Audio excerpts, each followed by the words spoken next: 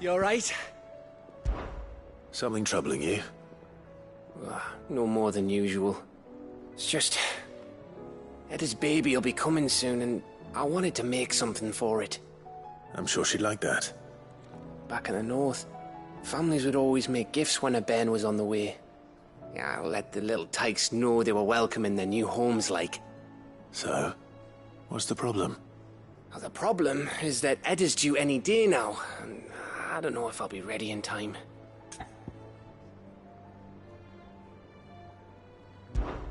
Is there anything I can do to help? You know, there just might be. All right then. What exactly are we making? A good luck charm. But not just any good luck charm. Not just any. No. One made from the feather of a silver chocobo. There's nowt lucky in all the realm, or so we used to say back home anyway. Thing is, they're hard to come by. Had Otto and Karen check with their suppliers, but nothing. I'd try and track one down myself, only... Only the big day is fast approaching. And that's all you need, a feather. That or the bird whose arse it's attached to, aye. I was gonna start by asking around with traveling traders plying the northern borders. Well, there's no shortage of those passing through Martha's. I think I might make that my first port of call. I'll let you know if I find anything. You're a good friend, Clive. I won't forget this.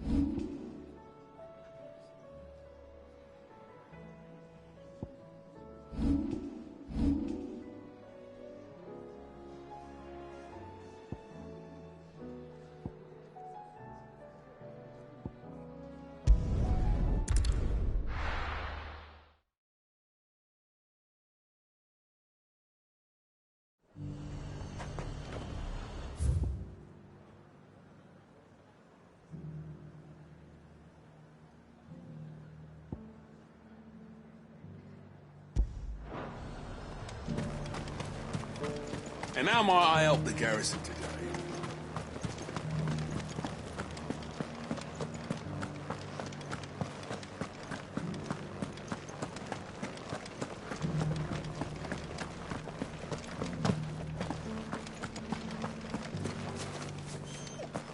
From the sea, a mighty serpent rose, and with a roar that shook the heavens, summoned a swell to swallow the western sands.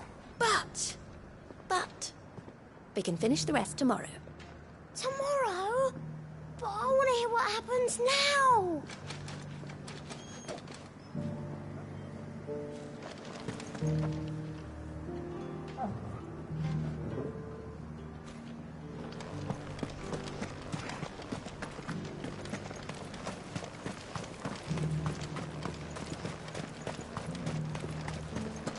The Duke has pledged to work with the people of Northreach to rebuild the Empire.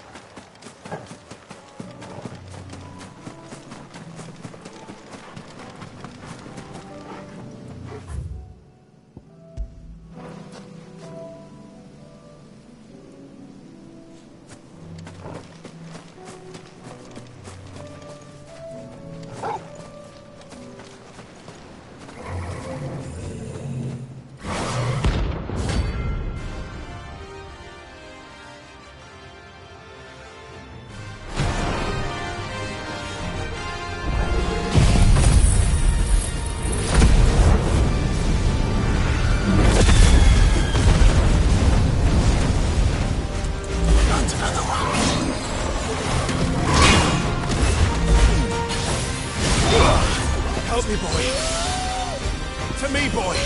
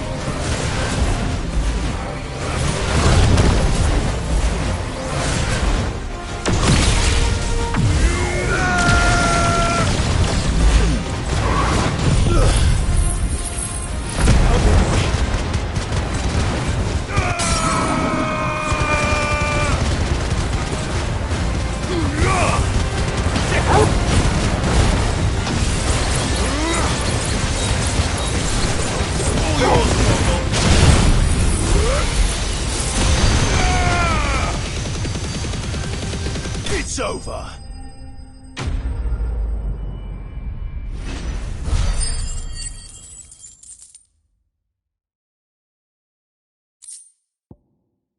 I'm getting tired of these things.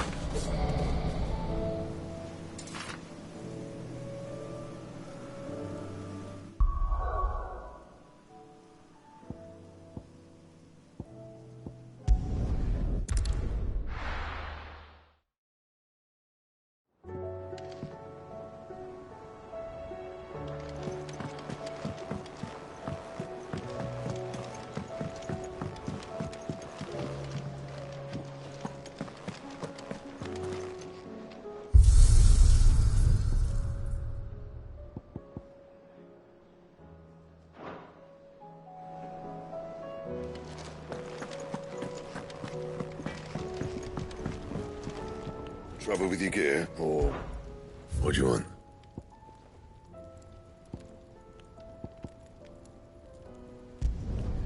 Should last you a good while. Anything else?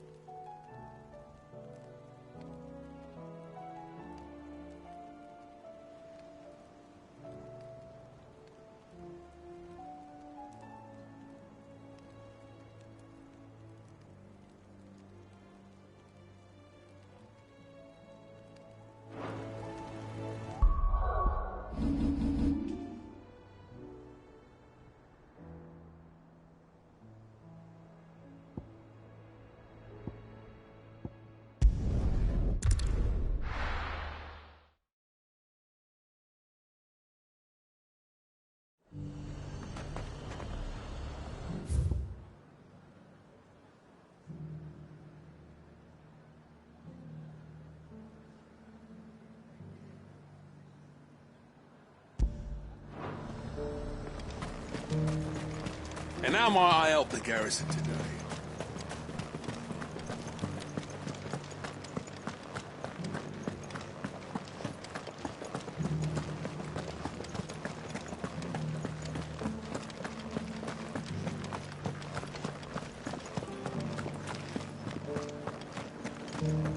Haven't seen any of those beastly blue eyes.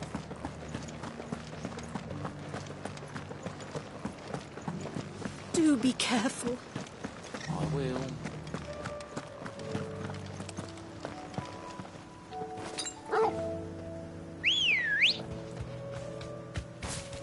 Come on. Faster!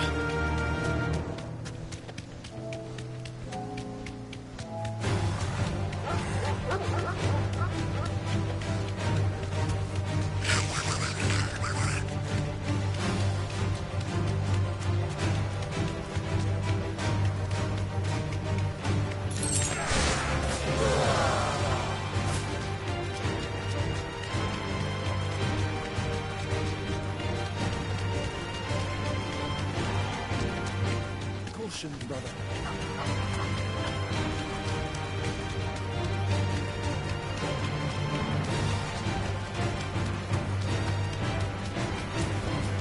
Straight home now.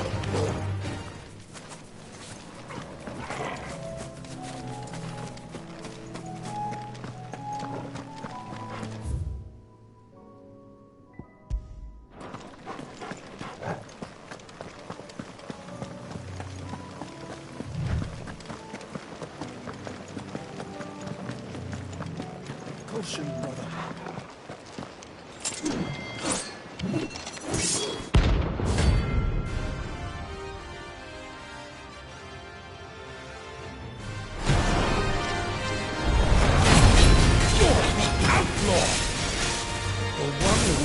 His Highness to madness!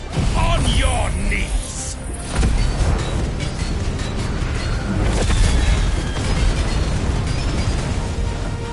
What? He hasn't heard. And it doesn't look like he's willing to listen. Let's try. Only your death will serve!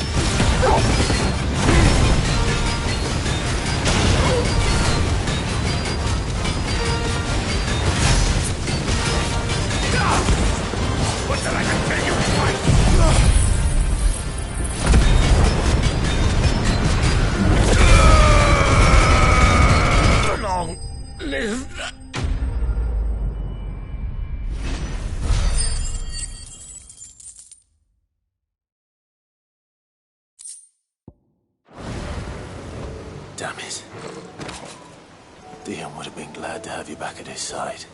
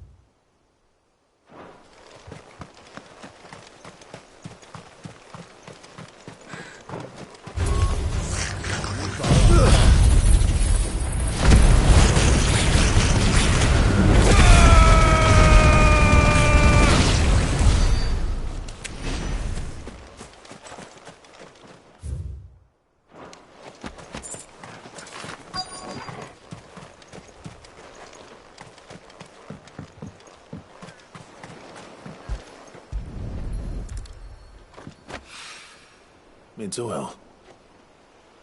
After what happened here, it's a miracle there was any left at all.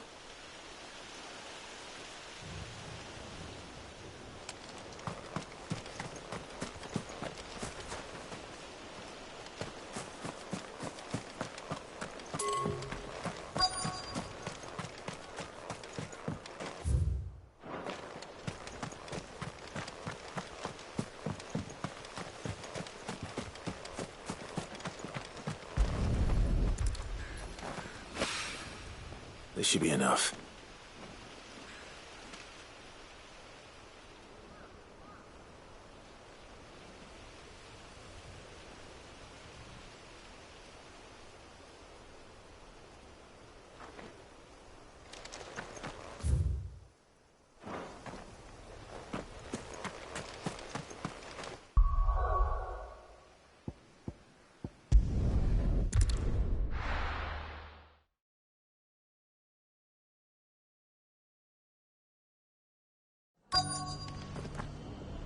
Let's hope one of the merchants here has what Gav needs. Excuse me. I'm looking for something. Oh, well, then I'm your man. A silver chocobo feather. Oh, or maybe not. Though you're not the first to mention the bird around here. There was a man stopped by the rest not long ago, claiming he was attacked by a silver chocobo. Near some gad hovel, not far from Eastpool. Most took him for a braggart and a liar, but who knows? Perhaps there was some truth to his tale. We'll see. Thank you.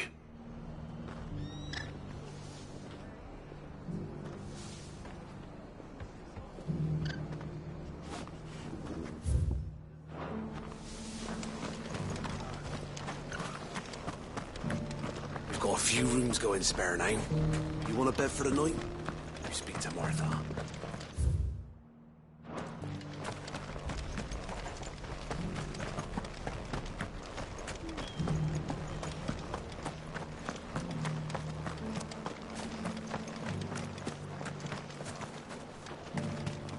Just because the heavens have gone to wreck and ruin, it don't mean we have to. Now, let's get this... How do, traveller? You've the look of a man who could do with a new whetstone. Or perhaps a bawdy etching of the Vicerine. Maybe another time. I'm looking for a silver chocobo feather. If that's the case, rumours are all you're likely to find. No one has seen a silver chocobo for years. Word is they were all hunted for their feathers. Some northern nonsense about bringing good luck. Didn't bring them much, nor their bows. If any are still out there, I reckon they'll be doing their damnedest not to be discovered. You're probably right. Thank you anyway.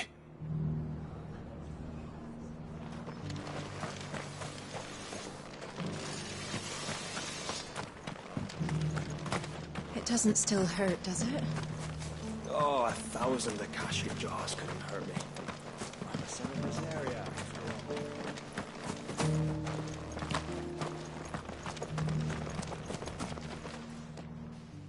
Can I help you with something? You wouldn't happen to sell silver chocobo feathers, would you? I deal in fruit, not fancies. But if it's fancies you're after, I suggest you try Rhiannon's ride. Was a silver chocobo seen there?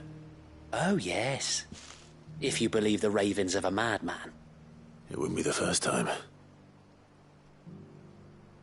A silver chocobo sighted in the hills near Rhiannon's Ride. It sounds almost too good to be true. But since I'm already here...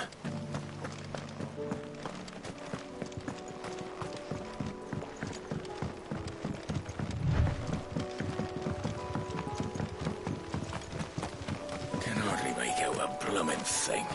All for a sunny day.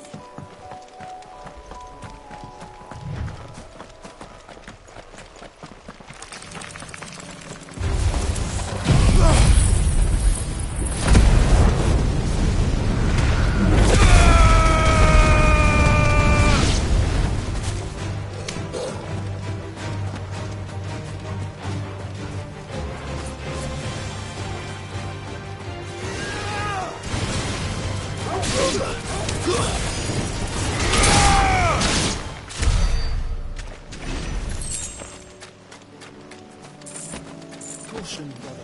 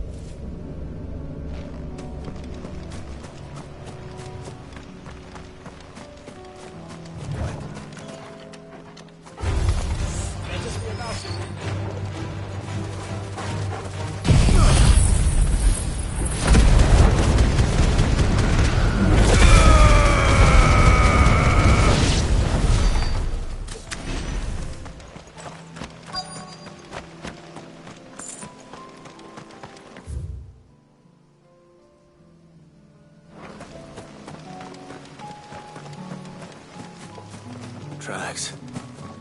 They're not left by bandits for a change.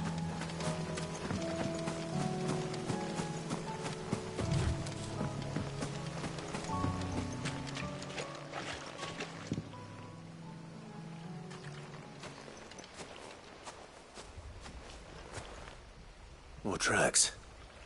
And these look fresh. The Chocobo was here. And recently. Perhaps it still is.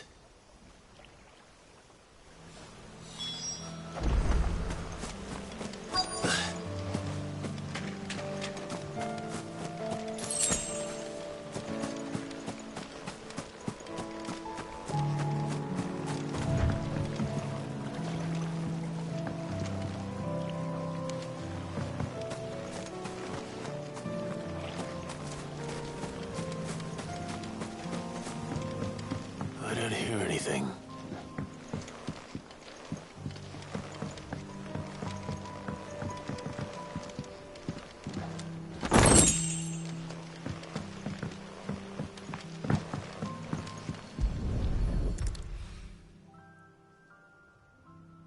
Well, I'll be damned.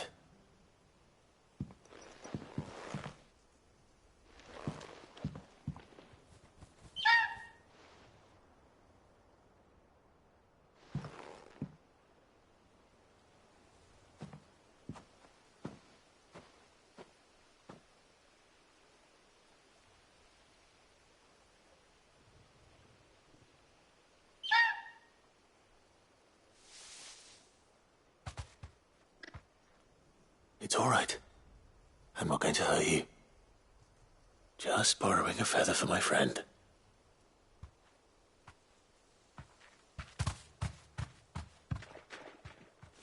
Thank you. Let's get this back to Geth before they change their minds.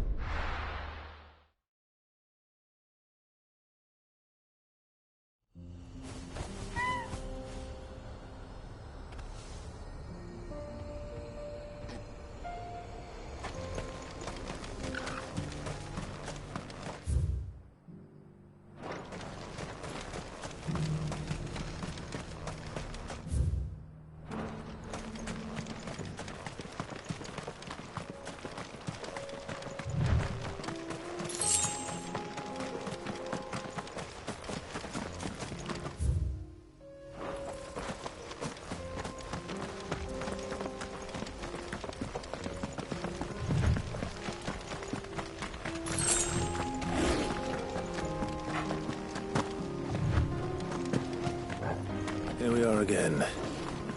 Carava. If you were a Torgor, where would you hide?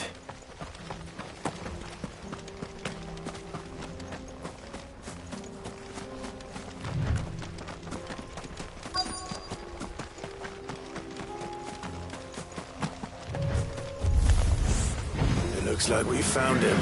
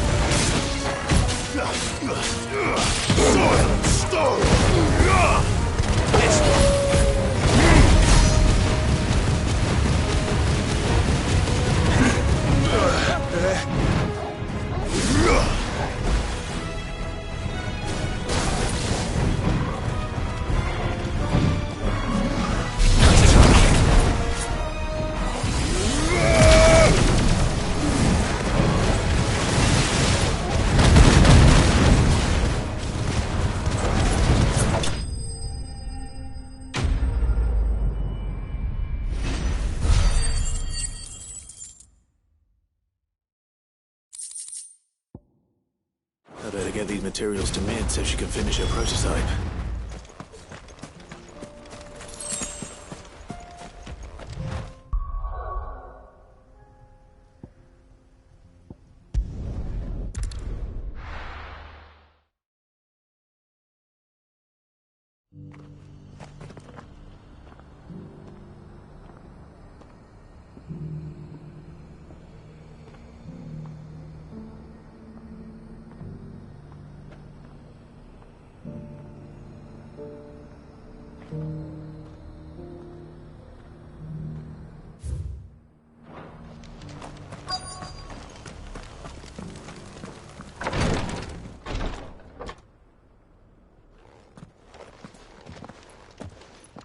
Your Grace, my lord, I trust your journey was not overly onerous. Cyril, you found a letter from Father? Yes, I have it here.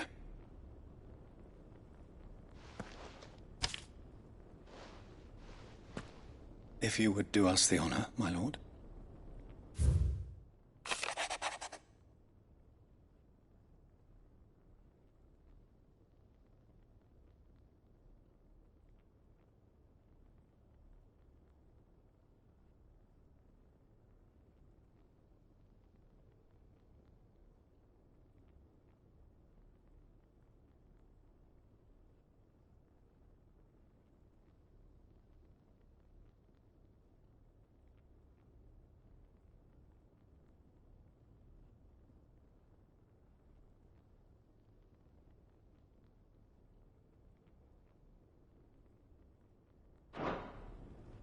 An inheritance.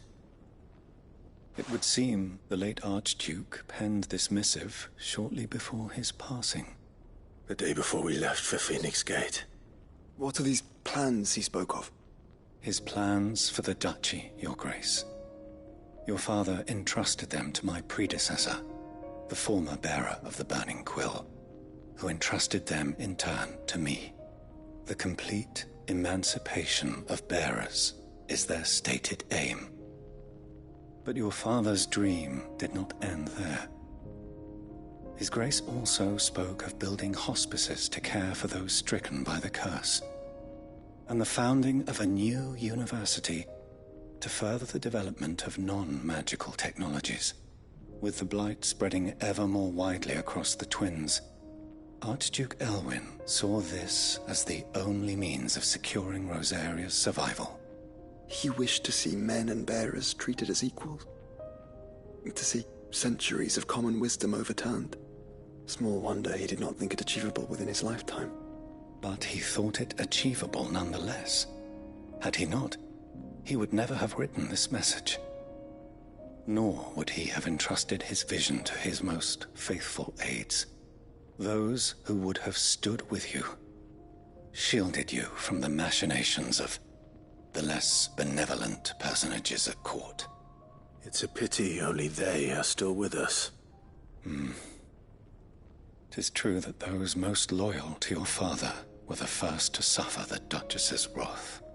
But one at least remains, and she has come bearing gifts. What do you mean? Mayhap it is better that she explain, my lord. After all, the duties entrusted to me by my predecessor extended only to recovering His Grace's will and arranging a meeting with the one who might execute it, or a part of it, at least. And where is this woman? She awaits you in the archive, Your Grace. Thank you, Cyril. Shall we then?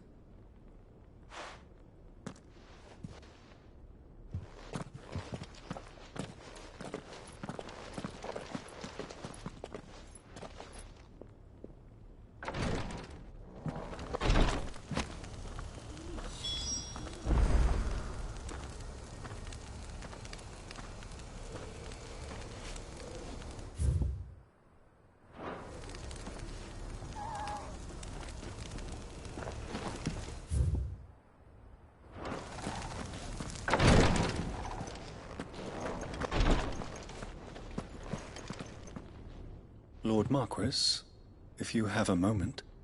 What is it, Cyril?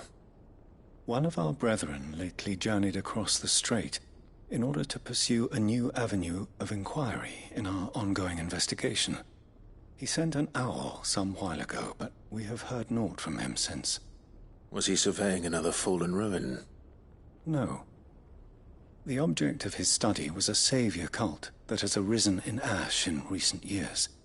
We believe it may have some connection to the Circle of Malleus, an ancient religion that worshipped Ultima as its god. By gaining an understanding of this new faith, we hoped to learn more of the Circle's original beliefs. And so you sent one of your brothers to Ash, a continent teeming with orcs and Akashic. Fully cognizant of the risks, yes. I entrusted the mission to one of the most able of our order, the Third Chair, a master of the arts of combat and survival both. Though he has been silent for some days now, I have thus far refrained from sending any others in search of him, lest they be lost in turn. Yet, it seemed only right to inform you of the situation, given your unique experience of the perils of Ash. For as you so earnestly advised me, it would not do to abandon a man to his fate, when he might yet be saved.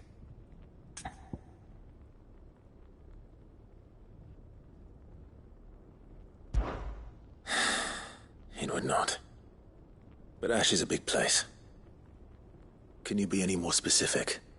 Perhaps.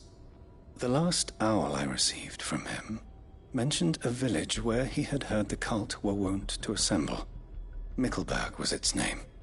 It lies in the southern reaches of Waloed. If aught ill befell him, I expect it did so there. All right. I'll see what I can do. You are much too kind, my lord. Go then, with my hopes, and may the firebird's flame ever burn in your heart.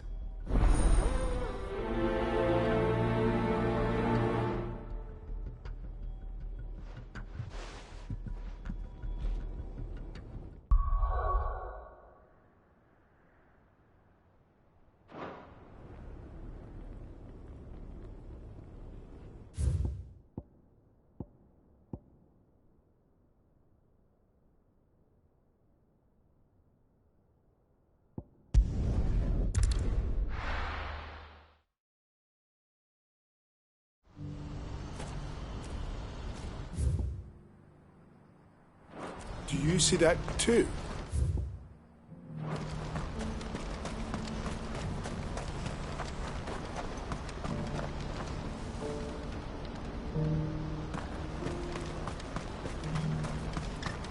Papa, what keeps it in the air? Why doesn't it fall? Don't you go tempting fate, girl. What is it? Don't ask me. Please, just make it stop. Make it stop.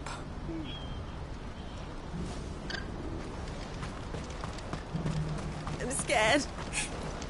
It's all right. I'm here. Nothing good's gonna come of this, I'm telling you. Just looking at it's enough to send a shiver down your spine.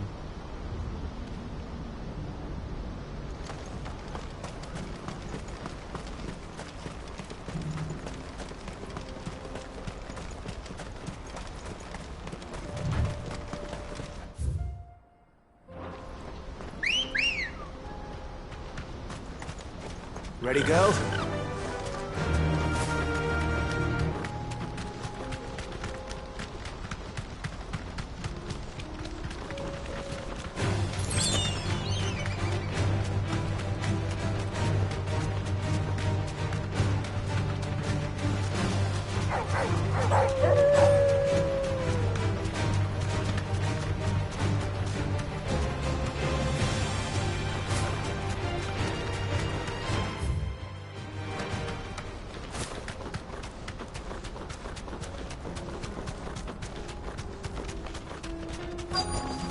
Straight home now. That can't be Rutherford, can it?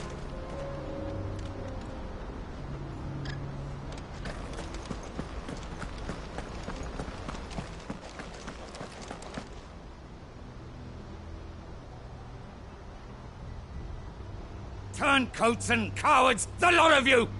If it's a fight you want, it's a fight you shall have! Allow me.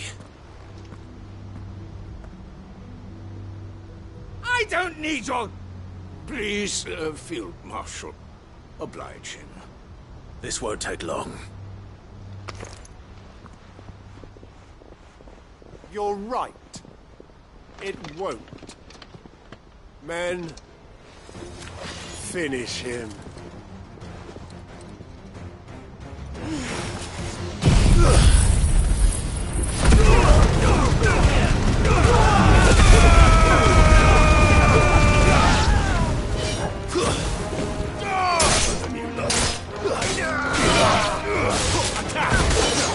You're finished.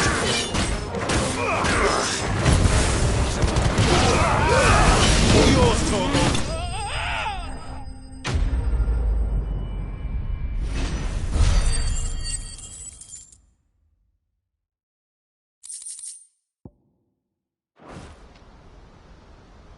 A little longer than I'd have liked.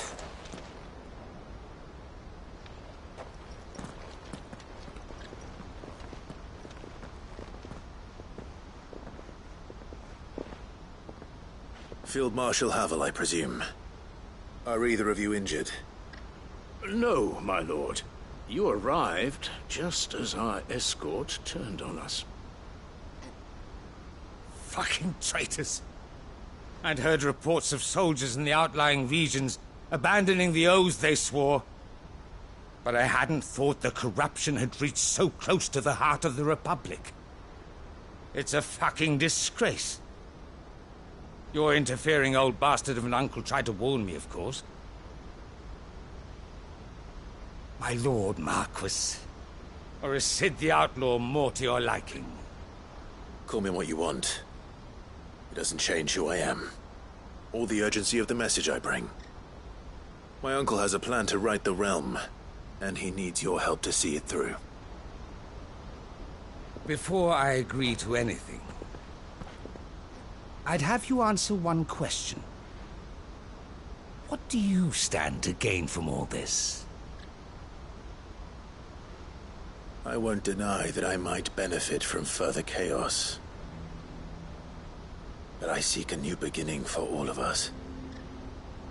And while the choices I've made may not always have been the right ones, I know I made them for the right reasons.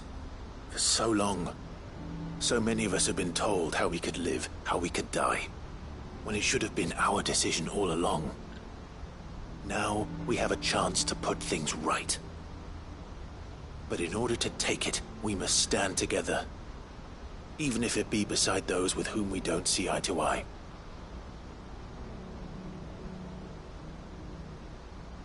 Certainly not the words I expected from an outlaw. But perhaps your uncle was right. You are no ordinary outlaw. I'll never hear the end of this. All right.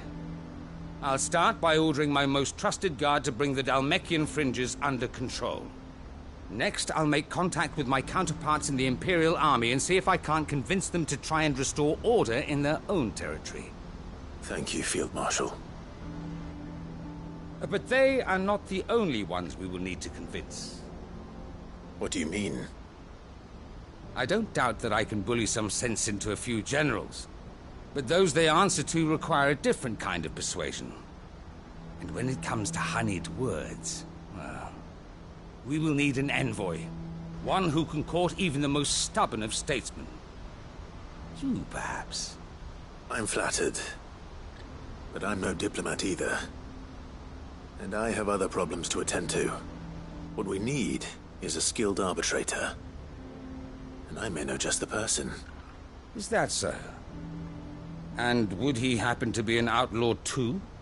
Of a different kind, perhaps. Well, beggars can't be choosers. I suppose we'll all have to find a little of the outlaw in ourselves if we're to make it through this. Very well. Send your man to me right away. I shall.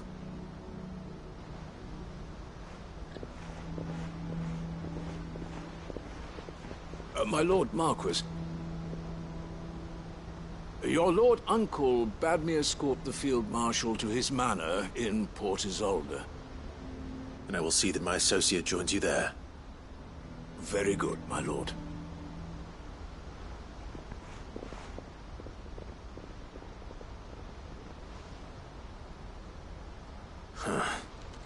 An envoy. I'm not sure I'm the man to talk anyone round. I can barely convince my brother to take his medicine. No. This is a job for someone with experience. Someone like Quentin. I hope I can convince him at least.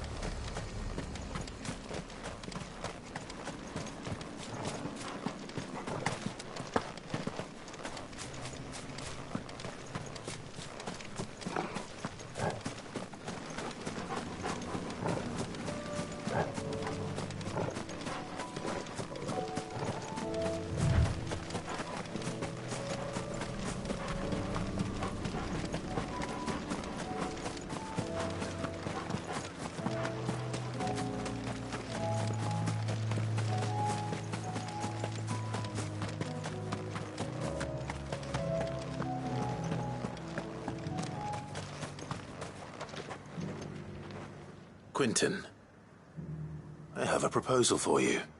Do you now? Something tells me you'll be asking more of me than a cask of Gotand gold. Go on, then. Propose.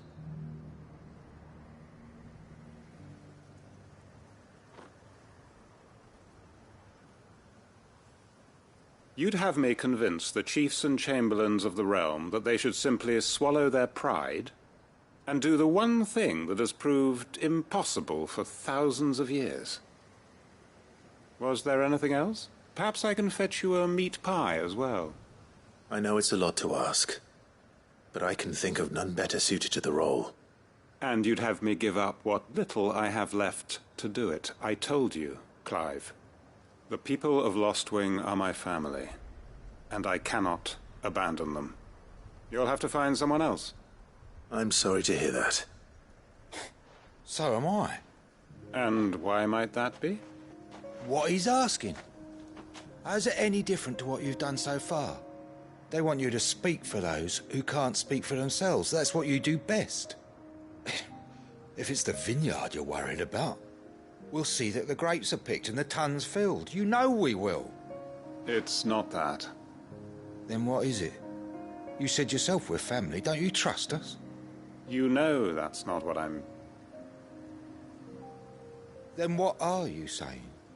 That only we are worth saving? Why turn your back on everyone else? You convinced us we could build new lives for ourselves, and if you can do that, who's to say you couldn't convince the entire realm? A stirring argument. I fear that any rejoinder I make might fall somewhat flat by comparison. So you'll join us?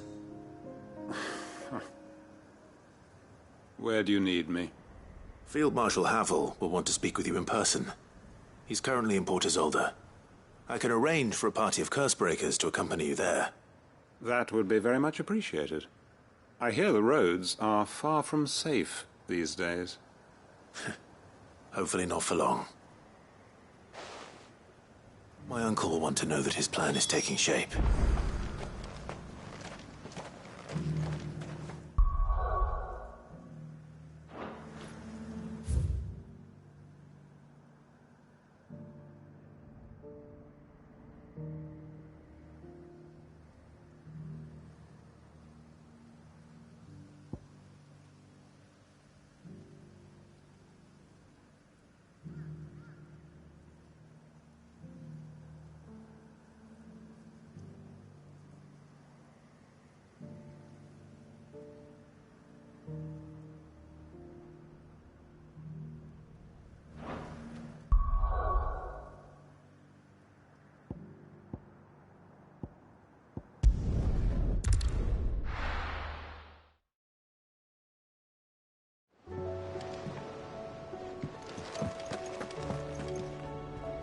Uncle, I bring good news. The Field Marshal has agreed to your plan. Ha! Of course he has. I didn't doubt you for a moment, dear boy. Rutherford is accompanying him back to your manor in Port Isolde as we speak. They will await your return there. As will one other. One other? Who, exactly? Lord Havel was concerned that even if he could get the realm's armies to agree to an accord, he might not be as successful in convincing those with political power. He asked if I might have a solution, and I suggested a certain Imperial Lord Magistrate turned Liberator. One of your co-conspirators? Master Quinton would probably call me one of his, but yes. Another outlaw, then. Just the thing we need to put these rotten politicos in their places. Good thinking, Clive. I'm glad you approve. The more the merrier, eh? Uncle, assuming Havel and Quinton can solve our problem with the armies, you still haven't mentioned how we might manage the grain shortages. Oh, don't you worry, my boy. The 7 high houses will be seeing to that. They have all agreed to make the most generous of donations. Oh, of course, it did take a little persuasion, but luckily I had some unexpected help. From who? Why, you, my boy. Rumor has it that you rescued the Lady Ariane's head steward Rockford from a horde of bloodthirsty bandits. It was more of a handful. Well, the old battle-axe was so pleased. She had a shipload of talents delivered to my private docks by the next new moon. And when the other houses saw the parsimonious old crone's purse strings finally loosen, they as good as tripped over themselves in the rush to follow suit. I'm happy to hear it. Now, I must be getting back to the manor. Join us there at your earliest convenience, would you? Of course, Uncle.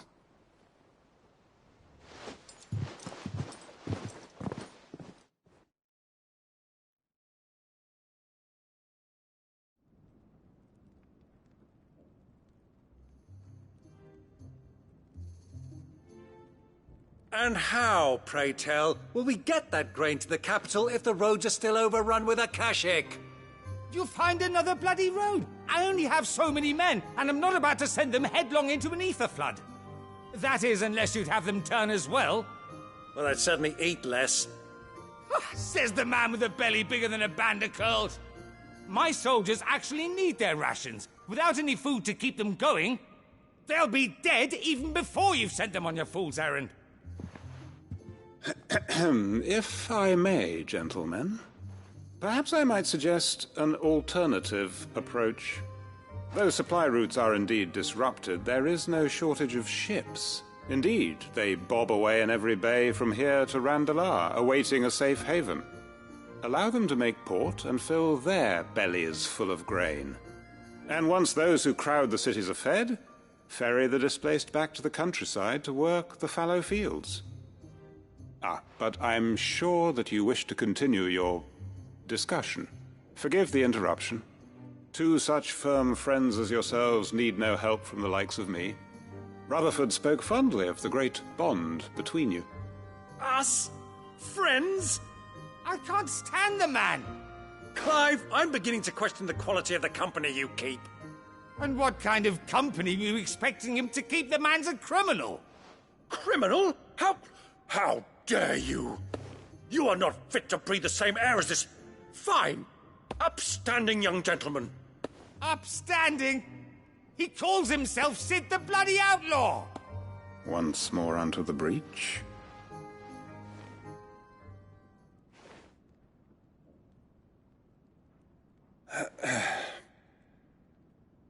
Shall we begin again? What we seek here is not to create a new nation, nor to claim the thrones of those that already exist. We wish simply to bring stability to the realm that mankind might weather the current storm.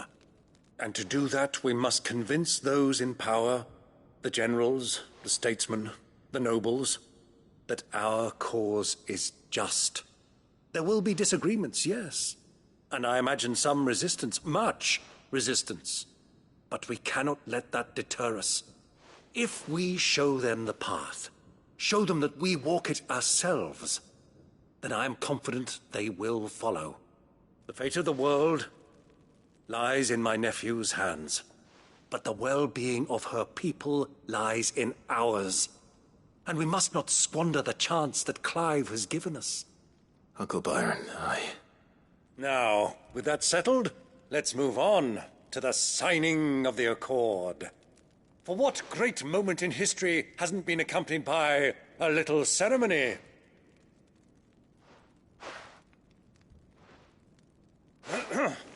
Citizens of Valisthea, I present to you the Triunity. Rutherford, Mike Will.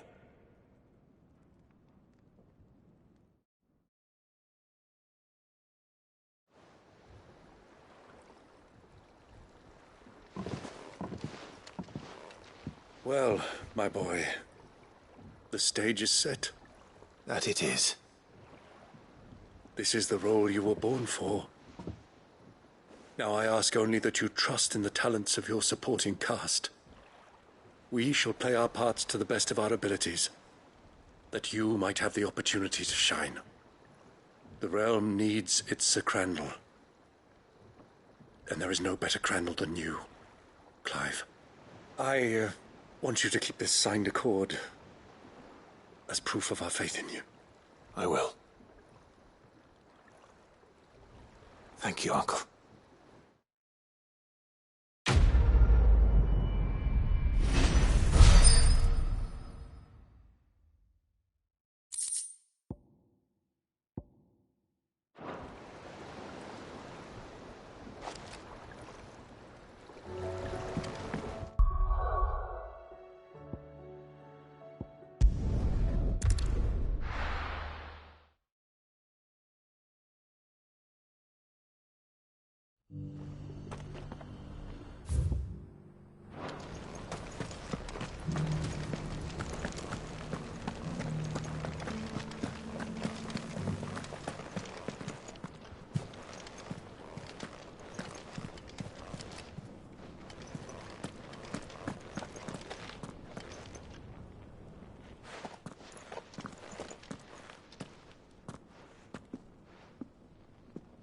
My lord, your grace.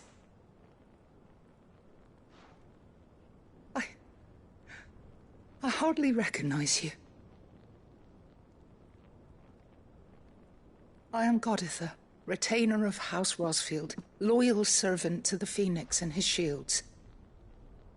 Your father, the Archduke Elwyn, entrusted me with the delivery of a gift. I only hope you can forgive my tardiness in bringing it to you. Lift up your head, Lady Goditha. You have our gratitude for your service to our house and to our father. I merely did my duty, as any proud Rosarian would. My lady, perhaps you could explain a little more? What exactly is the gift you bring? As I'm sure you know, it has long been the custom for the children of House Rosfield to be presented with certain keepsakes upon their coming of age. Indeed it has. Our father often spoke of the day when our turn would come. And had he lived to see it, he would have presented you with the treasures I bear. Matching armbands for you both. Alas, he did not live. Indeed, he was taken from us even before they could be completed. He had intended to claim the Heartstone with which each armband was to be finished himself, but it was not to be. And his gifts remain incomplete. I see. It saddens me to bring them before you, as they are. It was your father's wish that you be presented with the finished articles, not these works in progress. But with his grace long since gone, and the stone left unclaimed, I had little choice. You are grown men now, and his house is yours. And while I would not presume to insist upon your claiming the Heartstone in his stead, I know that nothing would have pleased him more than for you to do so. Thank you, Lady Goditha. What say you, Clive? What else? Of course, my lady. May our father's will be done. Oh, I am much obliged. Do you know where we might find this Heartstone, my lady? I do. Though it may be a matter of a good deal more than simply happening upon it. It is found in the bellies of elder griffins, you see. We do at least know where to find one. A certain specimen has made its nest in Titan's Wake, not far from here. A certain specimen? You are most perceptive, Your Grace. In answer to your unspoken question, yes. In fact, this is the very same beast your father meant to slay. I have been tracking its movements since you were but a boy. Were you to slay it in his stead, as men of House Rosfield, it would surely make your father proud. What say you, Joshua? What else?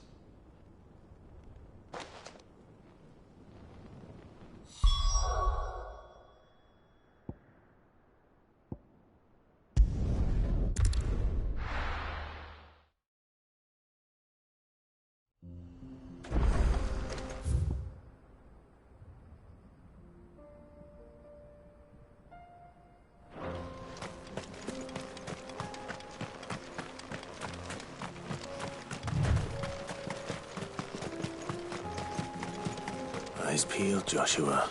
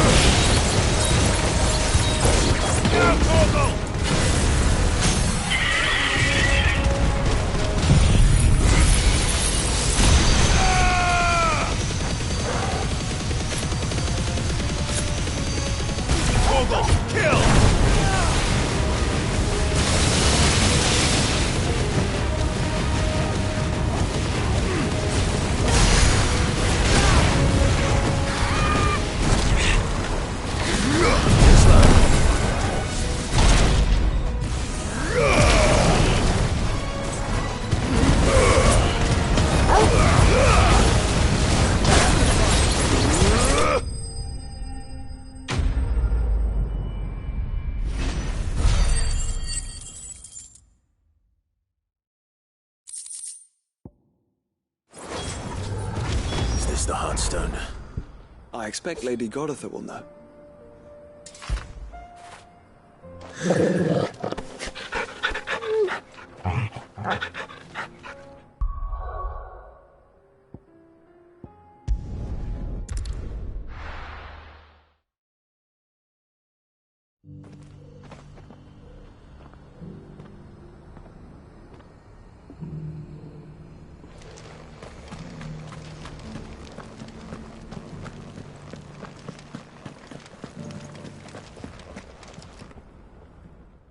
Thank the Founder you were safe. The Griffin is slain then? And the Heartstone claimed.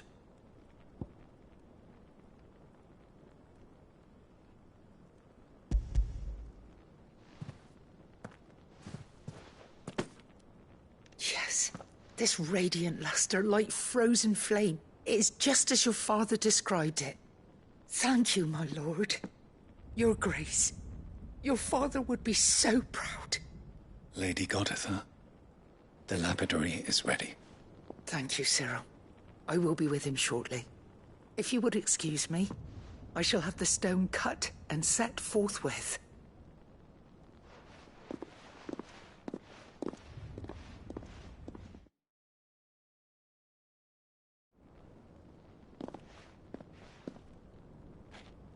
The armbands are complete. Pray, take them. They are yours, after all. Heartstone is harder and more enduring than garnet, or even ruby.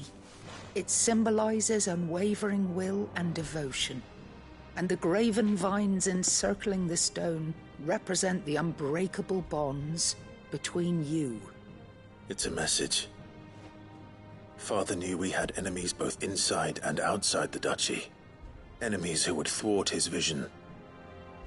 Only with unwavering devotion would it ever be realized.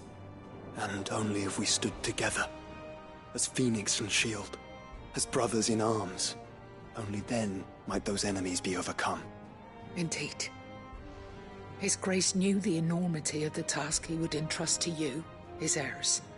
But this was more than just a message. It was a promise. That he would always be with you. Thank you, Lady Goditha, for remaining the steadfast custodian of our father's will. Forgive me, my lady, but there is something I don't quite understand. The Undying told me that after Father died, Mother claimed all of the ducal treasures for her own. Even if the armbands were incomplete, she would surely not have overlooked them. So, how were you able to keep them from her? Because I was the keeper of the vault. Though I was but a lowly servant, your father spoke to me of his intentions for the bands, of the deep love he had for both of you, and his hopes for your future. In the days before the disaster at Phoenix Gate, I discovered that the Duchess had ordered her jewelry be sent away from the castle. It was then that I knew she meant to betray us. I tried to warn your father, but it was too late. When word of the fire reached Rosalith, I knew my time was short. So I took up the armbands and I fled into the night. And thank the Founder you did. Yet my duty to your father was incomplete. Not knowing what else to do, I followed the Griffin, thinking I might claim the Heartstone on its passing. And so my pursuit continued, until Lord Cyril appeared before me. He informed me that His Grace's will had been recovered, and that his sons were alive and well. Lady Goditha, on behalf of my father and all the people of Rosaria, I thank you for your loyal service. As do I. Thank you, my lord.